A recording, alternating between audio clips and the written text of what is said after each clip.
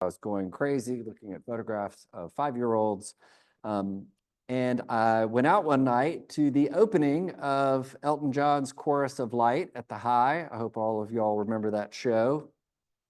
And I got introduced to Jane Jackson, and I told Jane that I was losing my mind painting portraits, and she said she was losing her mind because she needed another assistant at her gallery, and fortunately she hired me on the spot, and I started working at Jackson Fine Art and in 1997, and spent a wonderful year there learning from Jane. She's still one of my heroes, and really, I think, put Atlanta on the map for being a fine art photography destination. And still so proud of the work that Anna is doing at Jackson Fine Art today. So that's really where my photography, fine art photography learning accelerated. I was lucky after I went to law school and passed the bar and moved to New York. It was right in the wake of 9/11 and Sotheby's and Christie's, where I wanted to work. They were in the midst of a big collusion scandal. People were going to jail and wearing ankle bracelets. But Jane said to me that she had a friend, John Dugdale, who was a photographer in New York City, who was having a difficult time because he suffered from AIDS, and he almost died from AIDS in the early 90s. And one of the last things that he lost while he was very sick was all of his vision, except for about a quarter of his peripheral vision in one eye. But he was determined to continue making photographs, and he went from being a very sought after commercial photographer to focusing on his fine art photography and sampling the process down to cyanotypes. And there's some of my favorite photographs, beautiful pictures if you don't know John Dugdale's work. But this was sort of the Wild West days of fine art photography, and the gallery that John Dugdale had been working with had been taking advantage of him, and he had recently said, I want all my work returned to my studio. And he woke up one day and a moving van showed up and dropped off, hundreds of pieces. And here's, someone who's visually impaired trying to figure out what's going on. And so Jane asked me to help John out, and I had a wonderful few months helping John work through his inventory. And it taught me a lot about how artists, especially photographers, could approach their work and how they document it, and what sort of price structures they want to use. John Dugdale's still a great friend to today.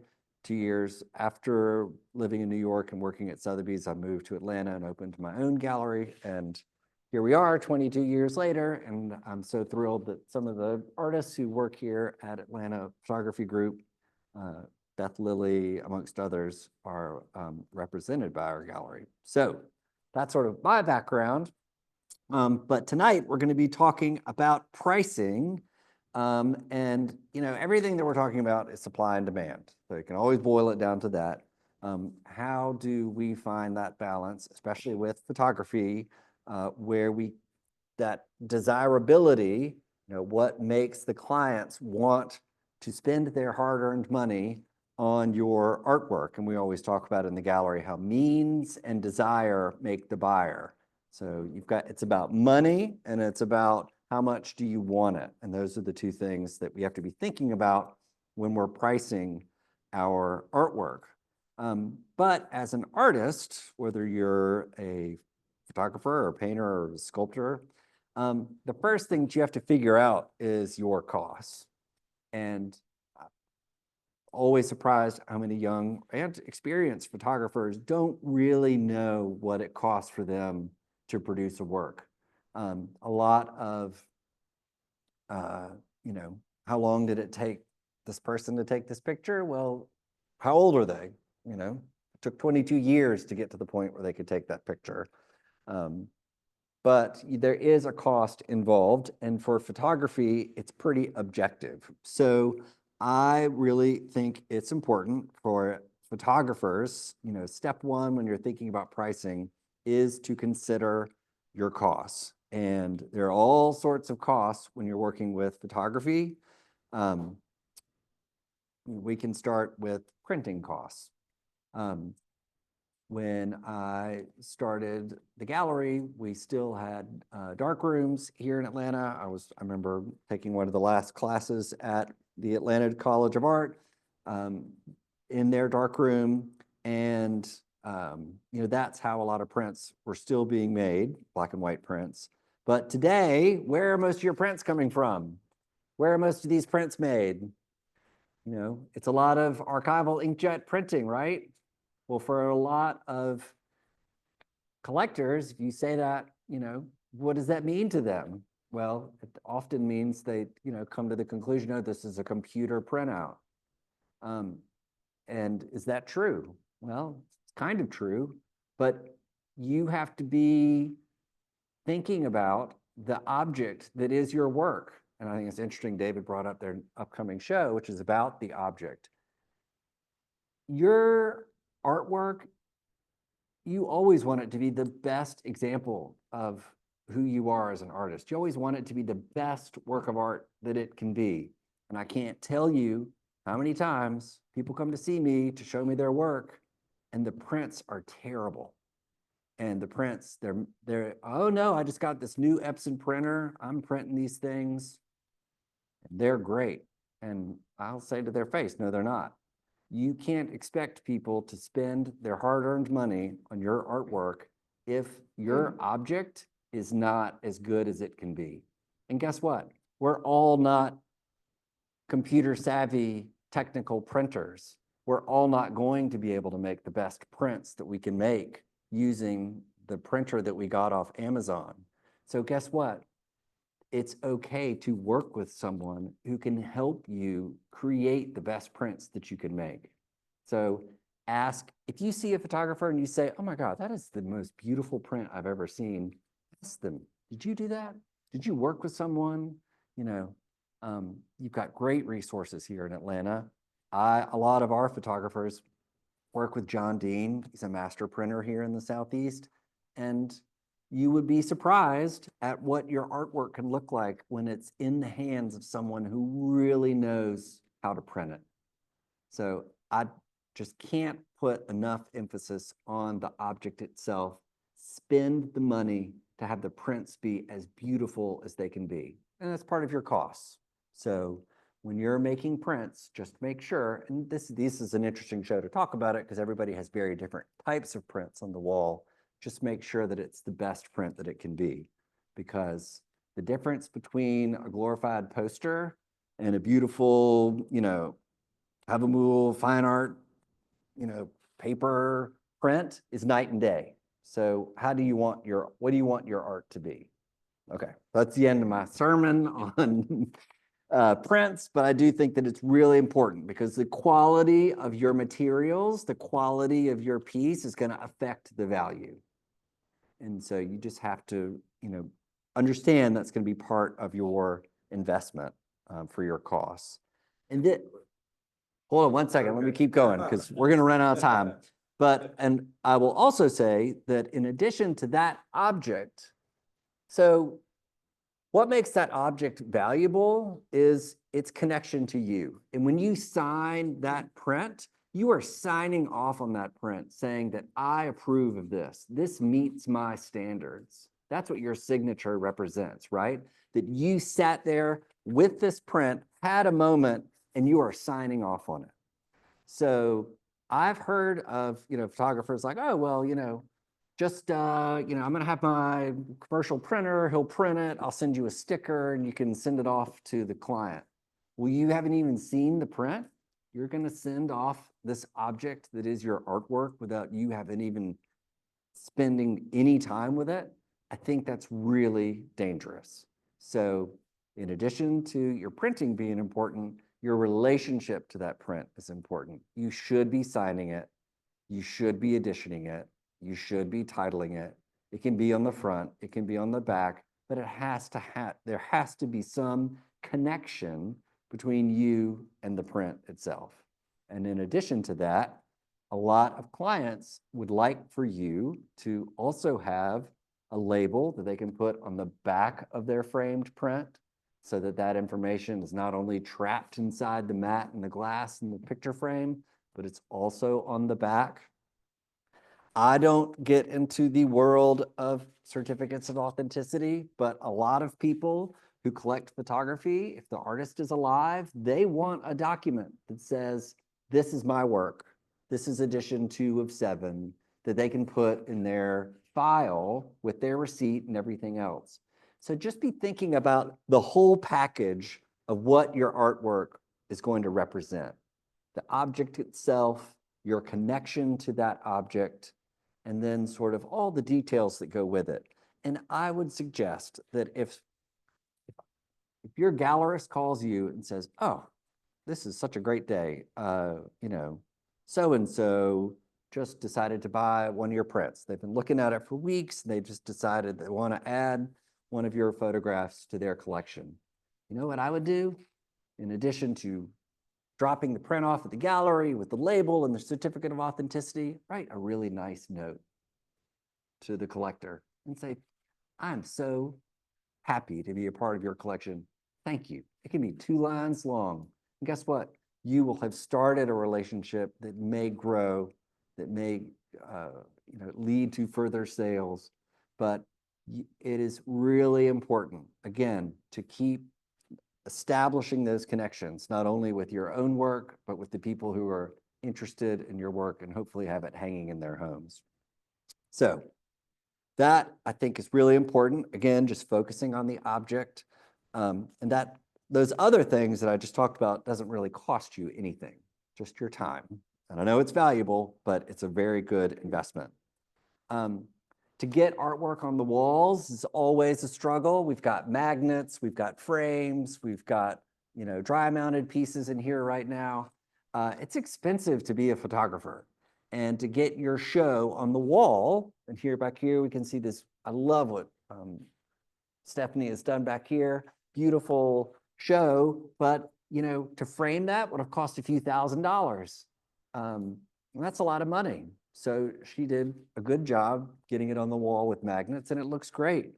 But if you have to frame your work, that is a cost, and you need to know exactly what that cost is. If you're having a show and you've got your framed work on the walls, what's the difference between your unframed price, your framed price?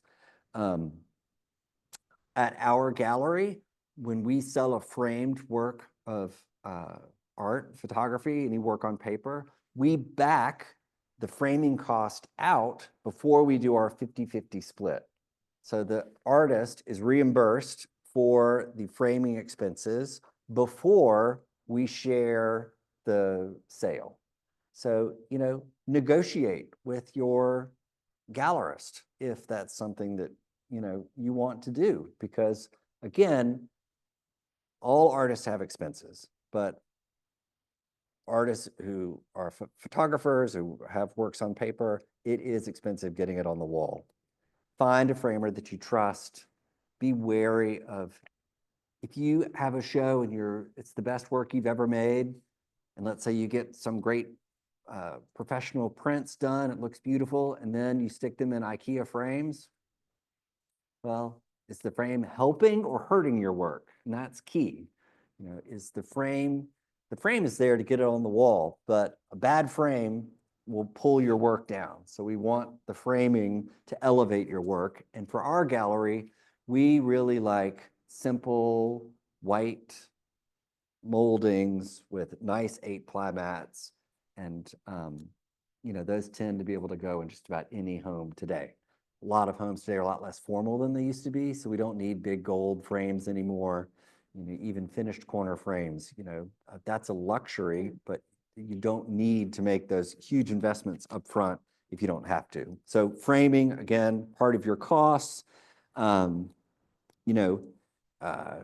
What else are part of your costs? If you work with a gallery, those commission fees, is it a 50-50 split, 60-40? I don't know. But you need to be plugging all of this into what your cost base is. if you are handling your sales, what does it cost to put a framed photograph safely in a box and ship it across the country? It can be expensive, so you want to know exactly what those expenses are.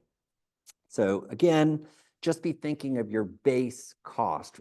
You have to come up with this number in order to figure out your pricing. So what's your production cost? How much does it cost to create this object? What sort of overhead expenses do you have? How much time does it take you? Your time is money. What's the labor investment that you're putting into these pieces? So all those things go into your base cost, and I can't recommend enough. Every artist should have a golden spreadsheet somewhere where when they go to work, and we all go to work as artists, whether the muse is striking you or not, whenever you clock in, you should mark that time on your spreadsheet and say, today I started at 10, I finished at 3 in the morning. This is how much time it took me to get to where I wanted to be. And that's part of your labor, that's part of your costs. So you need to know how much time you're putting into your work. Nothing scarier than when I ask an artist, well, how long did it take you to paint this painting that's this big? And they're like, well, it took about 80 hours. Well, it's going to be hard to get minimum wage out of that, but we'll try. So be thinking of those basic costs, your base costs. That is going to sort of establish at least a threshold for you to be thinking about while you are trying to pin down your pricing. The next thing that I would consider is, who are you? Who are you? What's your reputation? How well recognized are you? Are you, what's your status? Where do you fit into the art world? How do you fit into, the Atlanta art scene, the Southeastern art scene, the national art scene, the international art scene? Where do you fit in? And that is going to play a big part in where your pricing is today, because it's all about supply and demand. If you are an established artist, a renowned artist, then you're able to, command those higher prices. So, what's the market for your work? Who are you right now? And that's a fun thing to figure out, sort of where we all fit into this big world of the art world. And a lot of those, your reputation, your sort of who you are is identified by the number of exhibitions you've had, the awards that you've won. What sort of media coverage have you had? Have you had any newspaper articles written about you? Have there been any magazines? If you sort of take all the things, all of that recognition, and put it on your CV, what does it look like? You may be at the beginning of your career, and there may not be much to write down. Well, that should inform how you think about your pricing. But if you have led a long career, a decades-long career, then yes, you should be thinking, well, I have done all of these significant things. I should be rewarded in my pricing for those things too. So, you have to figure out who you are and sort of where you fit into this art world. And, a lot of it is about confidence for the buyers. Who are you in terms of how a buyer would see you? It's a lot easier for me to say, oh, this artist, Peter Essick, he worked at National Geographic for decades, and his work has been shown, all over the world. That's a great confidence builder for a potential buyer, because they want to know that they're investing in someone that is a serious, legitimate, professional artist. They don't want to invest in something in the emperor's new clothes. They want to know that what they're buying is the real deal. And often the way that people justify or rationalize what the real deal is based on their reputation and experience and what sort of recognition that they've had. So, you know, that's great. If you've had lots of shows in prestigious galleries or museums, those are all wonderful accolades to build into your pricing. But if you're just getting started, that's okay. Those are goals that you can have moving forward, right? So, you know, it's always nice to have a marker in front of you and be able to say, you know, by the end of this year, I'd really like to be included in a show at APG. And, you know, maybe next year, I'd really like to find a gallery that might include me in an upcoming group show. Like, it's baby steps, but just having those goals when you're just getting started, I think is really important.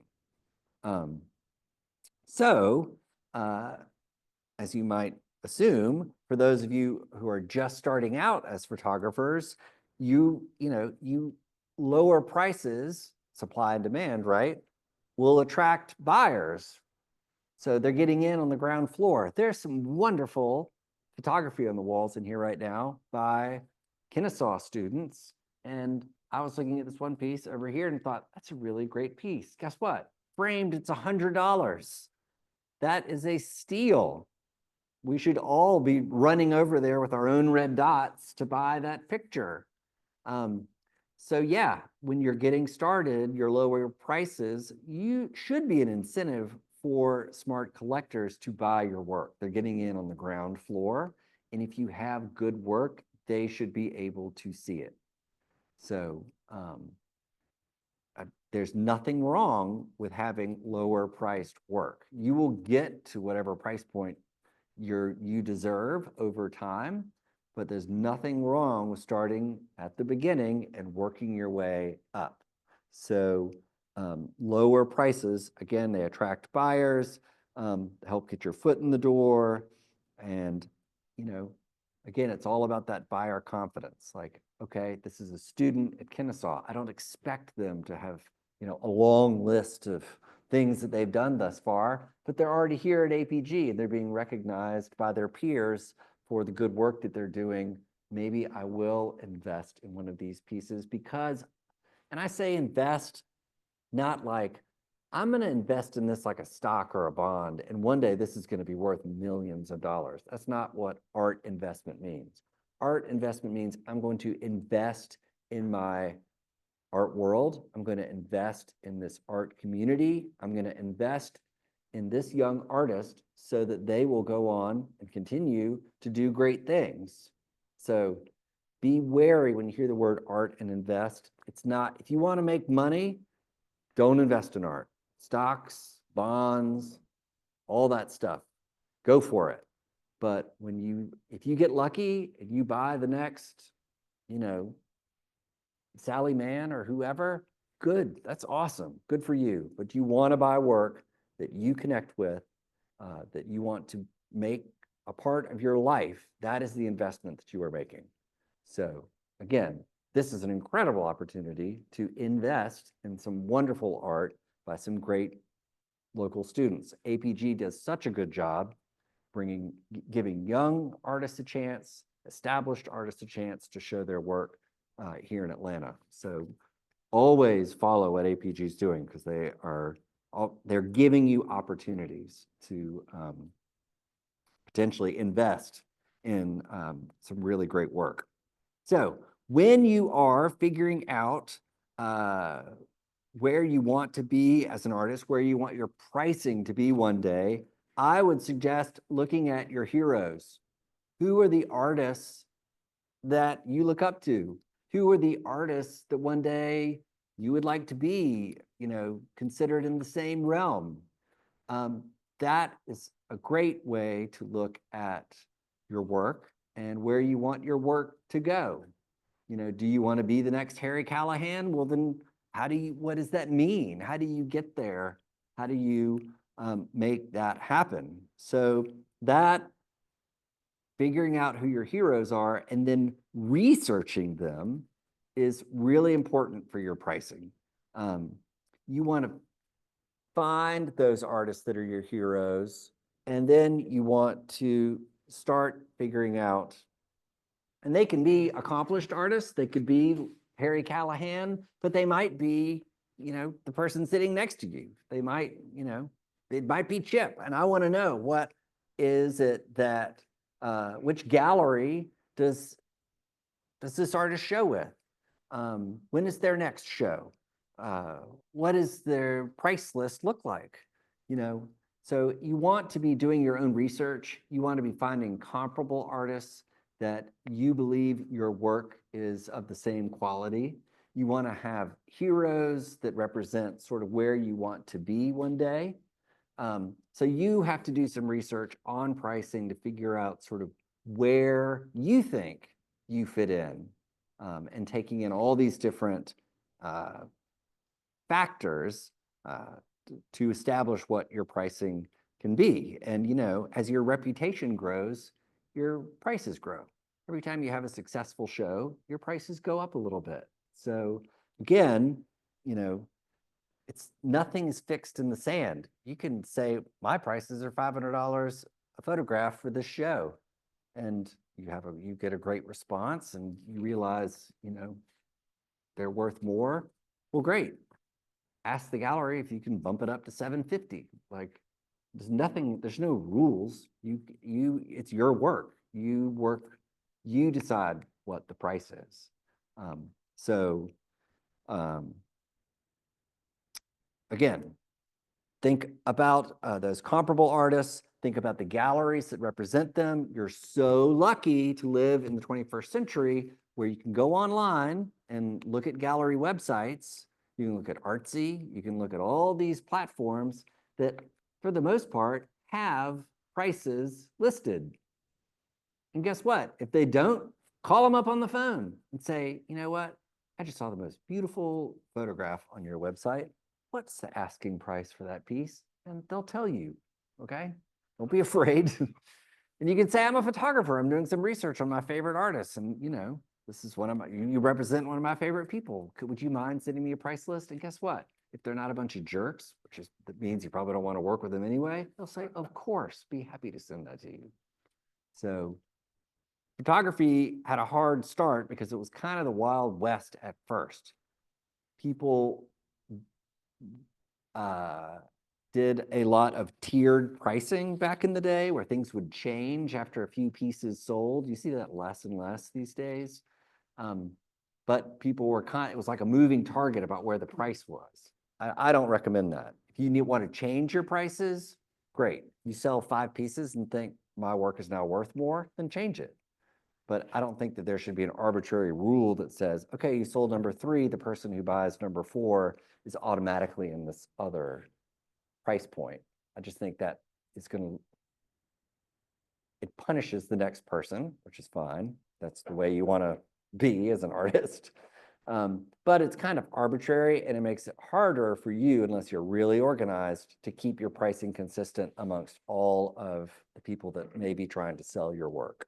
And that's why Jane Jackson had such a great reputation, was because no matter who she was representing, she was always very straightforward about what her pricing for her artists was going to be.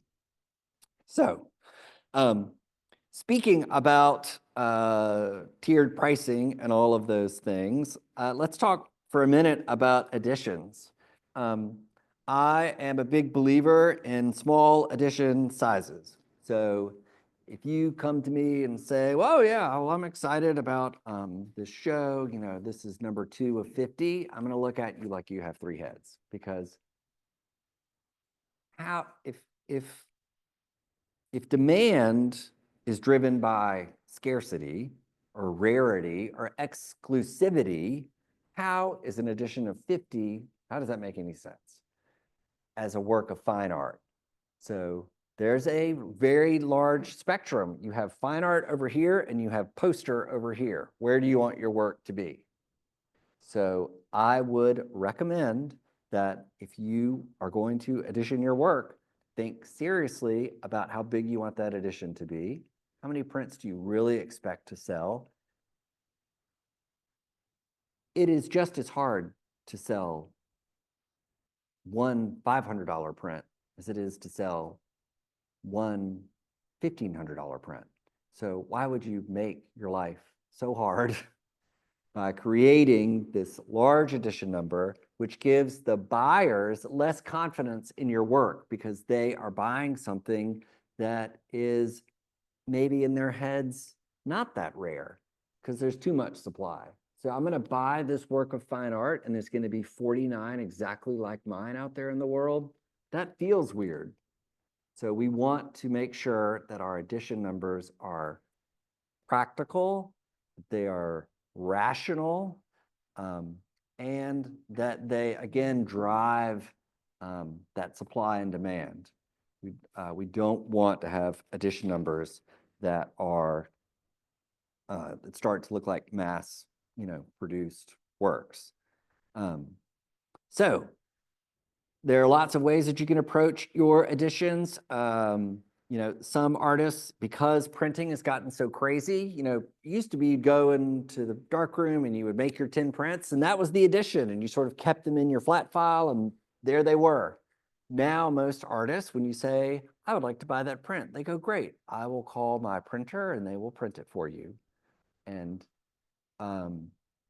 that makes the object sort of being produced one at a time as need arises. It used to be that you sort of had maybe a couple of sizes for each piece that were all printed. Now you can print it on, just about any substrate on the planet, if you think about it.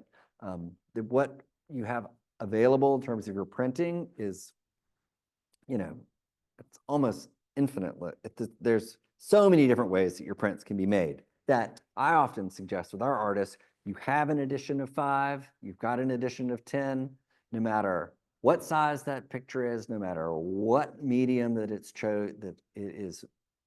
that we've finally printed on, it's just part of that edition. Just because things have gotten so crazy in terms of how editions are made, how prints are made on a demand basis, as opposed to before when they were all made at the same time in the darkroom.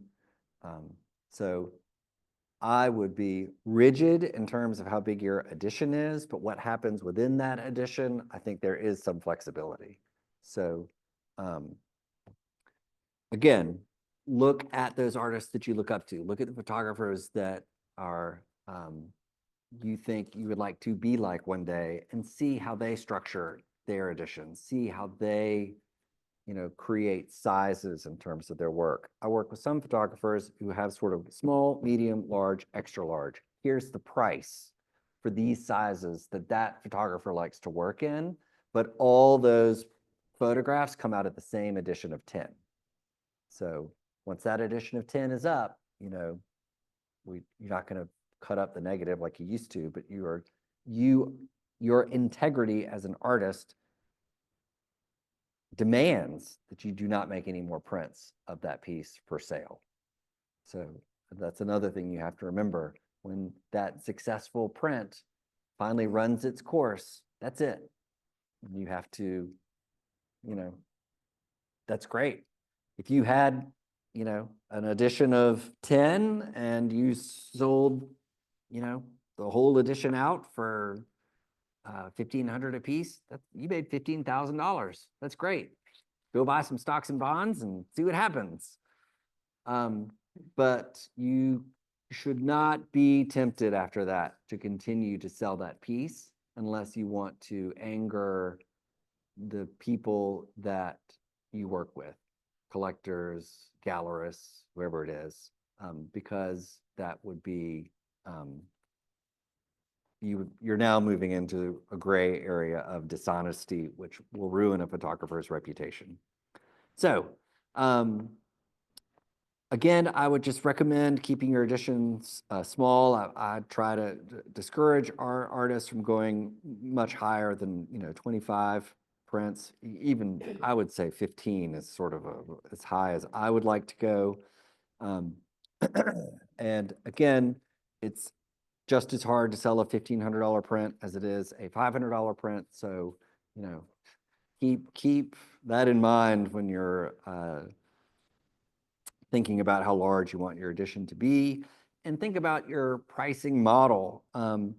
How are you going to price these editions? Because photography is unique. You have a different pricing problem than other art forms. Maybe, prints, etchings, things like that. Yes, you have a similar issue, but photography has a very unique pricing problem, and you have to figure out how you want to solve it. When you're getting started, maybe it's a cost-based pricing. Maybe you realize it takes you $150 to create that object, to have that print made, to put it in a good-looking frame, nothing fancy. And your goal is, well, I've got, $150 as my cost base. I have my living expenses, and I'd like to make some profit. So I'm going to try and triple my cost base. What does that look like? Is that $500 a print? That sounds fair if you're just getting started. Again, look around you. What are your colleagues? How are they pricing their work at the same level that you are at? After that, you've got other factors involved, that recognition, that reputation that we talked about earlier. There's this sort of perceived value to your work now because you have had a few shows, you've had some successful sales. So we want to build on that momentum. So we're going to continue to up our pricing as we move along. And again, pricing is a moving target. If you have a really successful show, great. The minute the show comes down, does the price go up on all those pieces by 20%, 30%? Maybe it does. Don't get greedy though. If you are constantly playing with your pricing, you're going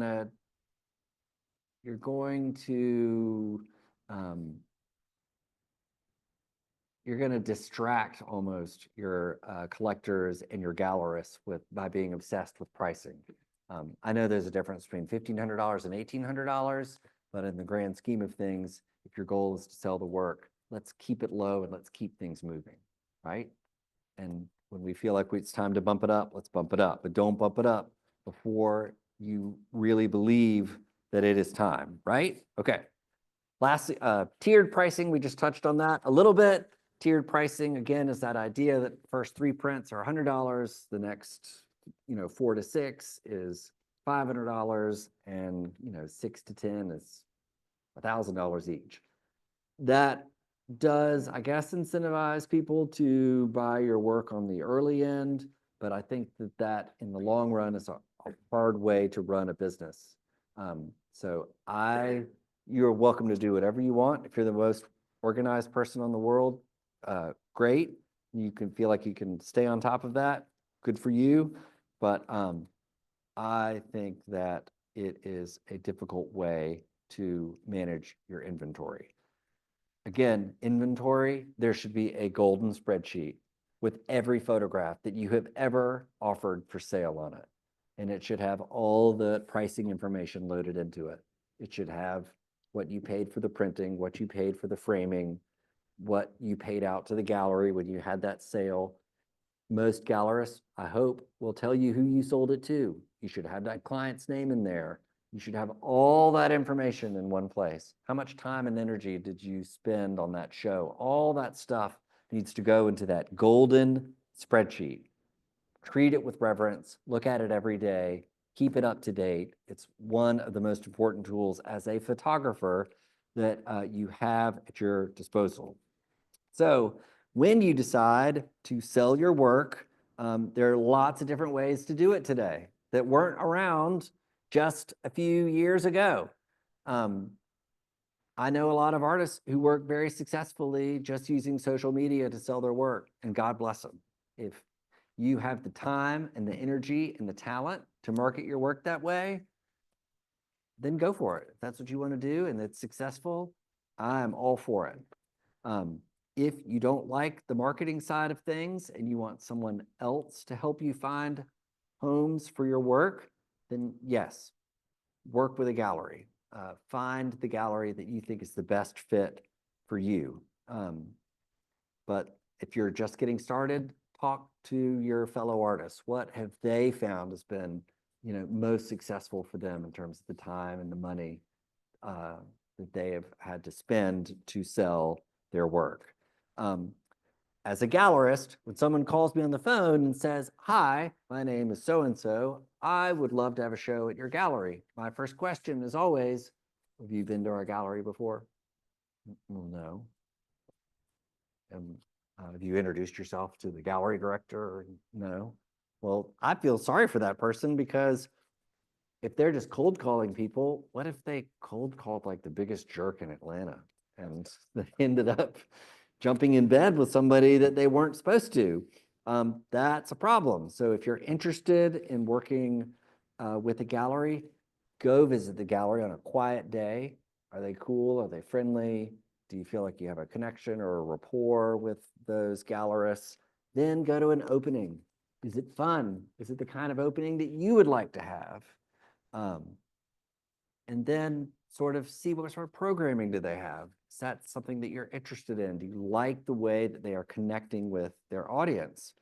So yeah, talk to your fellow artists. What were their experiences like? I'm sure there are lots of fascinating tall tales right here in this room that we could all laugh about, and probably aghast at most of them, at some people's behavior. So yeah, talk to the artists, talk to the galleries, try to set up a time, maybe a studio visit with one of the gallery director or the owner. Try and figure out who's really running the show. Is this a hobby, or is someone trying to feed their family? So, something to think about when you're working with a gallery. So once you have that show, and hopefully it was a great success, there's always room for growth. Prices can always go up. So you have a successful show, God bless you, let's pump those prices up for the next show. And that's the way we work with most of our artists. If you're a young artist and you have a successful show, great. We're going to bump those prices up a little bit so you can get to sort of the next price point. If you're an established artist, you have a successful show, is there much room for you to sort of push up higher? Hopefully, yeah. And we're going to reflect that in your next show. A lot of, there's sort of different ranges that I want you to think about when you're thinking about your pricing for emerging photographers. You can look in this room. This is a great show of emerging photographers, and there are a lot of steals in here at around that sort of $100, $150, all the way up to a few $100s. But I would say, and it has a lot to do with size in addition. We haven't even talked about size yet, but maybe $150 to $800 is sort of an emerging artist price point, right? And then after that, when you've got artists who are professionals, we all wear lots of hats here in the art world, right? So you might also be, you might scout film locations. You might, we all have other things that we do. But if you are a professional about your work, sort of that 800 to 5,000 is a range that you will see for most fine art photographers. That is the majority of photographers you will find within that range. Above 5,000 is usually when you get to sort of the alpha photographers.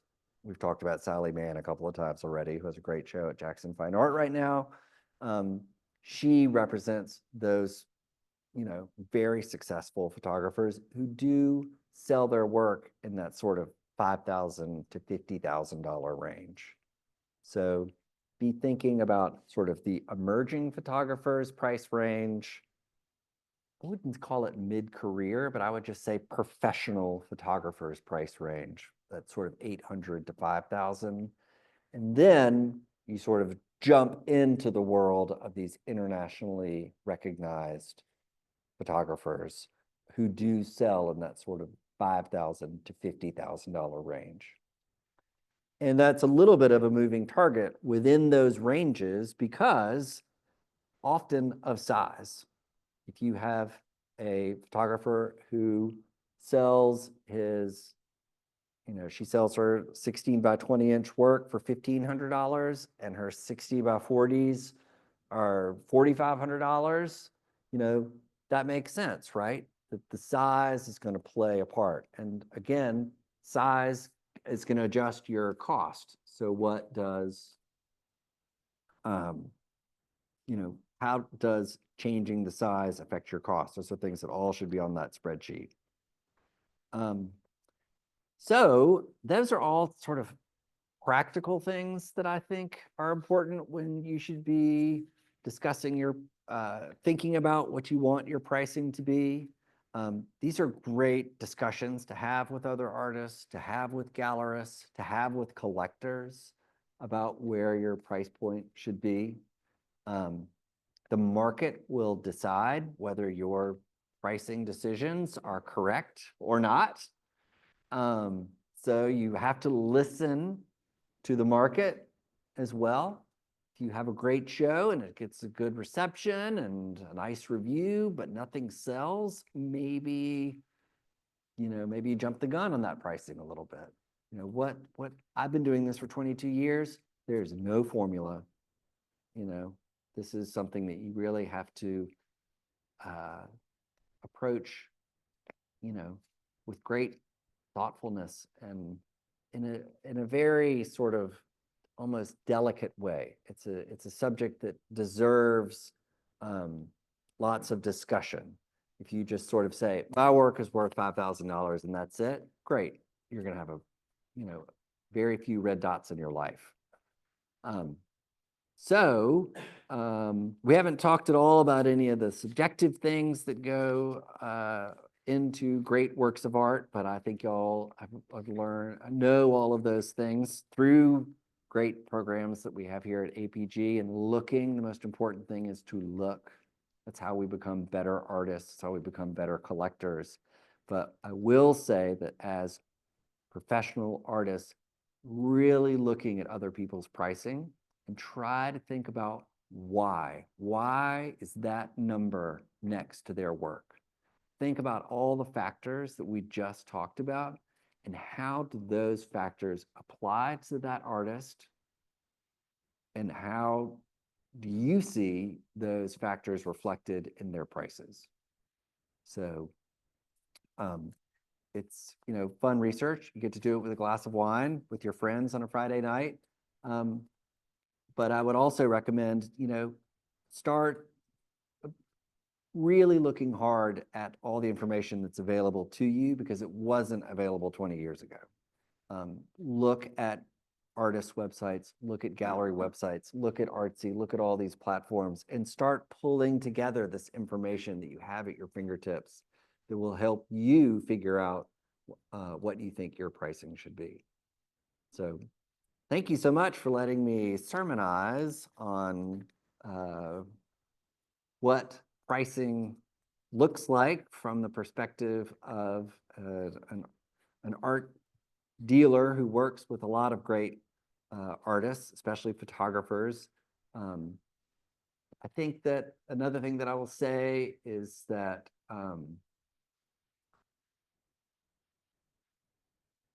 for the artists that we work with, it's so exciting to, I'm always just thrilled. Every time we sell something, I'm always like, oh, you're excited. You want to take this home? It's always just such a thrill that I would, just be really conservative when it comes to pricing. Atlanta is a big, small town. We have a wonderful art scene. But the closer that, and I see this all the time, the closer that Atlanta gets to that $5,000 threshold, the more excuses Atlanta will try to find not to buy something. So just be conservative in your pricing. I promise it will, yes, be conservative in your pricing. I promise that approach will reward you. The karma in that approach will come back in spades, we'll say. We'll get all my metaphors mixed up. All right. Well, thank you all so much for today. I don't know if anyone has any quick easy questions that they would like to ask, either online or here in person? Does anybody have? Yes. So you were talking about the size of the edition. Mhm. Sounds like 15 is about what you would suggest as a maximum.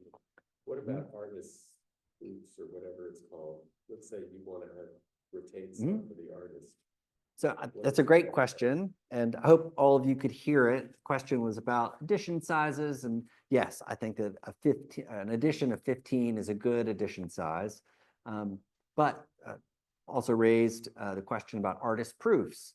Artist proofs used to be literally the proof. You were trying to see if this print was what you wanted it to be. And that idea got manipulated in the 80s when print sort of took off and they realized they could keep sort of adding to editions through artist proofs. Yes, I think that if you would like to keep two, like an AP1 and an AP2 in your flat file for the rest of your life, for potentially museum shows or some retrospective at, MoMA one day, that's great.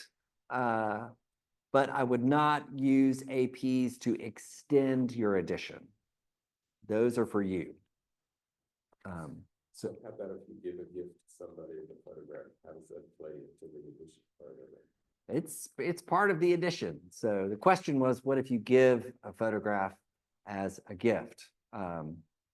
I would say, and to avoid any potential landmines in the future, just it is part of that edition, and just make sure it's all well, again, recorded. You want to know where all of your editions are. You want to know who they sold to, which gallery they've been consigned to. Yeah, just keep good paperwork, and I would definitely include any gift in an edition. Any other questions? Yeah. Mm-hmm. Mm-hmm. Like in different sizes, are you saying you don't have to all of the sizes, or could you do a small different 15 and a larger different? So some photographers, so the question was sizes in editions and how do they go together? One of the things I will say today is that there's so many different ways to print things that one way to avoid having to sort of figure out, all right, well, how many different pigeonholes do I need for my edition in terms of sizes? I think it's a little unorthodox, and I'll probably have some gallerists and photographers say, no, I think you're crazy, but I don't care if it's big or if it's small, it's a part of this edition of 15. And once you sell 15 of these photographs, you can't sell anymore. So if you sold 10 small ones and 5 big ones, great, but that edition is done. Some photographers like to do things differently. Some will say, I have big, medium, well, I have small, medium, large, and extra large, and they're all within this edition of X. And so it will be, I've got 5 at this size, 5 at that size, and, they'll work their way through that edition. I think that makes sense, objectively, but great. What if everybody just wants this small size? And then suddenly you're left with this commitment to these other sizes that don't appear to be selling. So why wouldn't you just sort of put it all under this one edition number, say that no matter what happens, there's going to be 15 pieces in this edition, and let that be the rule. There's so many rules that we create in the art world to make this work. I would just try to keep it as simple and as straightforward as possible. Yes, sir. Hi, I have 2 corollary questions. Sure. To the editions. First one is, should all the prints be made at the same time for an edition? Mm-hmm. Or should they be like spread out, like there'll be an edition of 15, but only printed one at a time, or on demand, more or less? Sure. Secondly, what if you get to you say, well, this is the size of the edition, they've sold all 10 or 15 prints. Someone comes back and says, I really like that at 16 by 20, but I wanted it 30 by 40. What do you do? How do you handle that as a gallery? So two good questions there. I think that for the second question, I would say once the edition's done, the edition's done. And you just have to say, I'm sorry, but that picture is sold out. Maybe there's another picture in your portfolio that's similar that they might like, but you have to draw the line in the sand somewhere about what the edition is. So, you know, and I love it when an artist sells out an edition. I mean, that's such a great thing to say, like, you did it. You sold 15 of these, and that's it. And that is so cool because it doesn't happen every day. So it's a real accomplishment, I think, when you sell out an edition. And you just have to come to terms with the fact that you can't sell anymore that picture. And what was the first question again? First question is should they all be printed? Should okay. Should they all be made at the same time? So Or should they be made over the life of the edition as requested? that's a fun rule that you have to come up with as an artist. Are you Michael Kenna and all the pictures are going to be the exact same size no matter what? Well, that's one question. Uh-huh. But the question is, if you're Michael Kenna, I love his work. Does Michael Kenna print all 15 pictures at the same time? That's the run, that's it. Or is it like, as you say, fine, I'm gonna have a hard time, we're only gonna do 15 prints. But do all 15 need to be made at the same time? I would say that today it's a no, because, well, before, yes, you could make all of the prints in that edition. They would go into your flat file, and that's the whole edition was right there. Yeah. And they would be scattered all over the country at all these different galleries that you worked with. That's not the way it works today. Most of the time, people are looking on websites. They are looking on Artsy. They are saying, I love this photographer. I want to order a print by him. What sizes does he have? What does he offer? Well, that's interesting, but we would like to have one that's, it's a little bit, you know, not quite as small as the smallest. It's sort of in between. It's a 30 by 40 instead of a 32 by 48. So I think that today, just because of where we are in fine art photography, that most prints are made to order. And I know that that sounds kind of gross, but I just think that's the reality of how prints are being produced today. And that's why the prints that you do produce should be the most beautiful prints that you can possibly make of your work, and that you should be a part of their journey as prints by, you know, being involved in that printing process as much as you can be, and again, signing off on those prints, spending time with those prints so that they are, you know, formally, they have been approved by you. There's a connection between you and that print. And yes, they might be of different sizes. They might be printed one at a time, but they are all a part of the same edition. And, you know, if you are the kind of artist who works in the darkroom, then yeah, you might be that old school group that makes 15 prints and they go into the flat file and you sell them one at a time. Most photographers today are not in the darkroom. They are producing their work digitally, and they are having their prints printed by someone else on a you know, on a made to order basis. So it's nothing wrong with that, but it's just how the process has changed. And I don't think that many gallerists today would expect artists to have prints of their entire edition in their studios anymore. It's just not the way that it works. So if they're printed and you wanted to present it, you know, framed, is there a popular size, or, you know? Yeah, well, you know, I always encourage our artists when we have shows, like, show your public big, medium, small, and maybe extra large. Show them what your artwork looks like as an intimate jewel, and then show me what it looks like over the mantle. So I encourage our artists when they have shows to have a little bit of everything so that people can see. Different pictures. Yeah. It's different. So, yeah, I would highly recommend that you, when you have the opportunity to show, it all comes down to what you want. How do you connect with your work at certain sizes?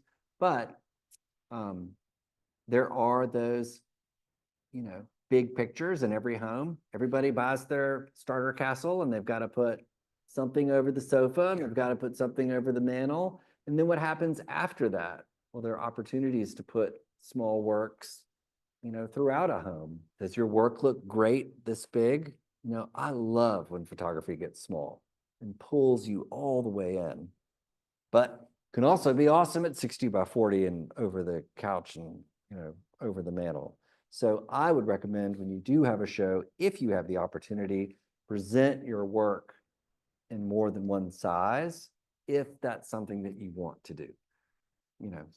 These are all things that you have to want to do them. You are the artist. This is your artwork. This is your object.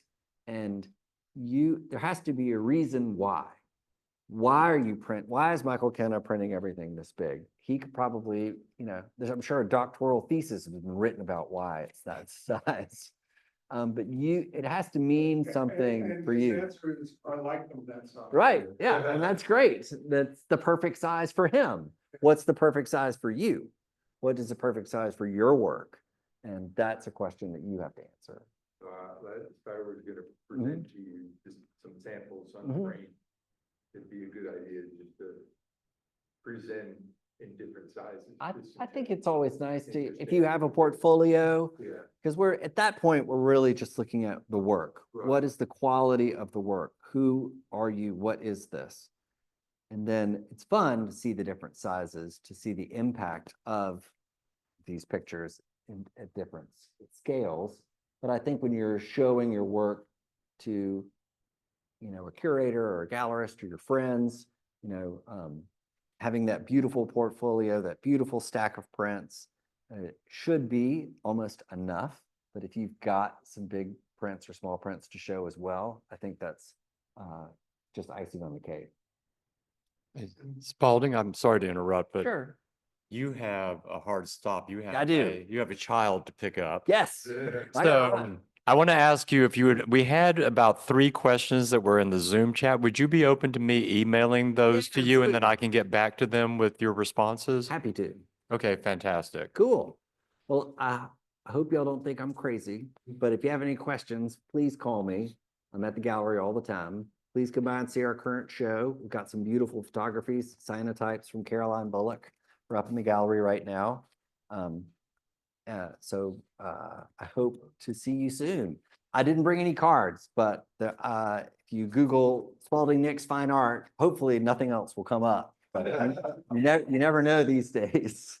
But thank you very much. And thank you to APG for inviting me to be here today. Thank you. Thank you. Off to the ballet studio. That